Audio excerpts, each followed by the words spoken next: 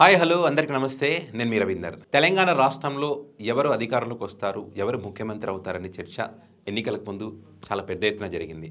So మరి BRS party hat trick కొడుతుందా, తెలంగాణ రాష్ట్రం ఇచ్చినటువంటి కాంగ్రెస్ పార్టీ అధికారంలోకి వస్తుందా, లేకపోతే రెండు పార్టీలు కాదని బీజేపీ పార్టీకి ప్రజలు అవకాశం ఇస్తారా, ఇలాంటి ఆసక్తికరమైనటువంటి చర్చ జరిగింది. చివరి ఎన్నికలు కూడా కంప్లీట్ అయినటువంటి నేపథ్యం, మరి కాంగ్రెస్ పార్టీ అధికారంలోకి వచ్చినటువంటి పరిస్థితి.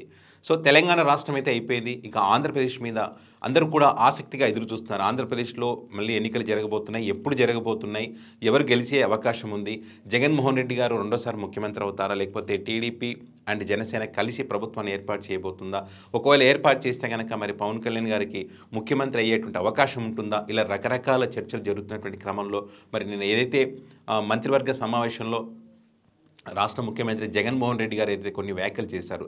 సో గతంలో కంటే ఎన్నికల షెడ్యూల్ ముందుగానే రావచ్చు, ఒక 20 రోజులు ముందుగానే రావచ్చని ఆయన చేసినటువంటి వ్యాఖ్యలు నిజంగా అందరిలో ఒక అలజడిని అంటే ప్రతిపక్ష పార్టీలో కొంత అలజడి సృష్టించినటువంటి పరిస్థితి ఉందని ఒక చర్చ నడుస్తూ ఉంది.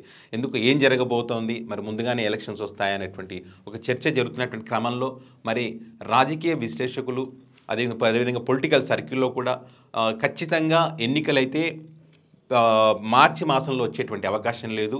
ఖచ్చితంగా జనరల్ ఎప్పుడు గతంలో ఏ విధంగా అయితే ఏప్రిల్ మాసంలో వచ్చాయో అదే ఏప్రిల్ మాసంలోనే ఎన్నికలు వచ్చేటువంటి అవకాశం ఉంది. దానికి ప్రధాన కారణం ఏదైతే ఏపీ గవర్నమెంట్ పరీక్షలకు సంబంధించినటువంటి ఒక షెడ్యూల్ అయితే విడుదల చేసింది.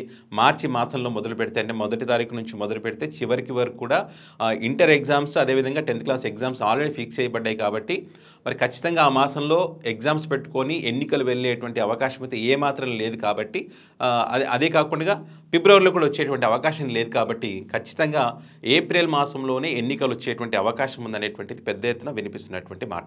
మరి జగన్మోహన్ రెడ్డి గారు ఎందుకో ఆ వ్యాఖ్యలు చేశారనేటువంటి విషయానికి సంబంధించి మరి విశ్లేషకులు చెప్తున్నటువంటి మాట ఏంటంటే, జగన్మోహన్ రెడ్డి గారు తన గతంలో మొదటి నుంచి కూడా వైనాట్ 175 అనే ఒక టార్గెట్ ఏదైతే పెట్టుకున్నారో మరి ఆ టార్గెట్ రీచ్ కావాలంటే మరి కొన్ని కఠినమైనటువంటి నిర్ణయాలు ఉండాలనేటువంటి ఆలోచన ఆయన ప్రభుత్వం ఏర్పాటు అయినప్పటి నుంచి కూడా మొదలుపెట్టారు. అందులో భాగంగానే గడప గడపకు అనేటువంటి ఒక కార్యక్రమాన్ని కూడా ఏర్పాటు చేసి మరి అక్కడ ఉన్నటువంటి ఎమ్మెల్యేలను కానివ్వండి, అక్కడ నియోజకవర్గంలో ఇన్ఛార్జీలను కానివ్వండి, మరి ప్రజల దగ్గరకు వెళ్ళి వారి సమస్యలు తెలుసుకునేటువంటి ప్రయత్నం, అదే కాకుండా ప్రభుత్వం ఇస్తున్నటువంటి సంక్షేమ పథకాలు మరి వారికి అందుతున్నాయా లేదా, మరి అందితే ఎంతవరకు అందాయి, ఎక్కడ లోపాలు ఉన్నాయి, ఇంకేమైనా అందించాల్సినటువంటి అవసరం ఉందనే విషయాలు తెలుసుకునే ప్రయత్నము. మరి ఎప్పుడు నిత్యం ప్రజల్లో ఎమ్మెల్యేలు ఆ పార్టీ నాయకులు ఉంటే ఖచ్చితంగా ప్రజలు ఆ పార్టీ వైపే మన పార్టీ వైపే ఉంటాననేటువంటి అంశాన్ని దృష్టిలో పెట్టుకొని నిత్యం ప్రజల్లోనే ఉండాలని చెప్పి వారికి ప్రతిసారి చెప్తూ వస్తున్నటువంటి పరిస్థితి.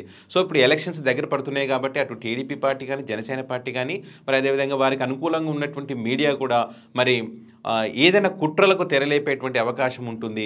మరి వైఎస్ఆర్ కాంగ్రెస్ పార్టీని టార్గెట్ చేసేటువంటి అవకాశం ఉంటుంది. కాబట్టి వీటిని తిప్పికొట్టాలంటే జాగ్రత్తగా ఉండాల్సినటువంటి అవసరం ఉందని కూడా మరి అక్కడ ఉన్నటువంటి క్యాబినెట్ మీటింగ్లో మంత్రులకు చెప్పినటువంటి పరిస్థితి. సో ఈ అంశాలన్నీ దృష్టిలో పెట్టుకొని ముందుగానే ఎలక్షన్స్ వస్తాయంటే చాలా అలర్ట్ అవుతారు అందరూ కూడా, కొంత జాగ్రత్తగా పనిచేసుకుంటారనే ఉద్దేశంతోనే మరి జగన్మోహన్ రెడ్డి గారు ఆ వ్యాఖ్యలు చేశారనేటువంటిది మరి రాజకీయ విశ్లేషకులు చెప్తున్నటువంటి పరిస్థితి. సో ఏది ఏమైనా కూడా తెలంగాణ రాష్ట్ర ఫలితాలు అక్కడ ప్రభావాన్ని చూపిస్తాయా అనేటువంటి ఒక చర్చ జరుగుతున్నటువంటి నేపథ్యం.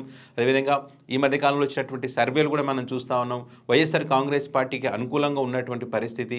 మరి టైమ్స్ నౌ ఈటీజీ ఇచ్చినటువంటి సర్వే కూడా మరి క్లీన్ స్వీప్ చేస్తుందని చెప్పేటువంటి పరిస్థితులు కూడా మనం చూస్తూ ఉన్నాం.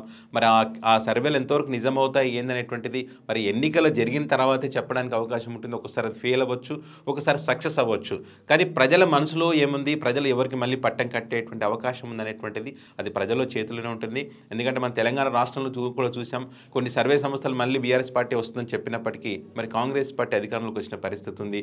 కొన్ని చోట్ల ఫెయిల్ అయినటువంటి నేపథ్యంలో మరి అందరూ కూడా తెలంగాణ రాష్ట్రం ఎన్నికలు అయిపోయిన తర్వాత అందరూ కూడా ఆంధ్రప్రదేశ్లో ఏం జరగబోతోంది, ఎవరు ముఖ్యమంత్రి అయ్యే అవకాశం ఉందనేటువంటిది చాలా ఆసక్తిగా అయితే ఎదురు చూస్తున్నారు. మొత్తానికైతే ఏదైతే జగన్మోహన్ రెడ్డి గారు చెప్పినట్టు ముందుగానే ఎన్నికలు వచ్చేటువంటి అవకాశం అయితే లేదు. ఏప్రిల్ మాసంలోనే ఎన్నికలు ఉంటాయి.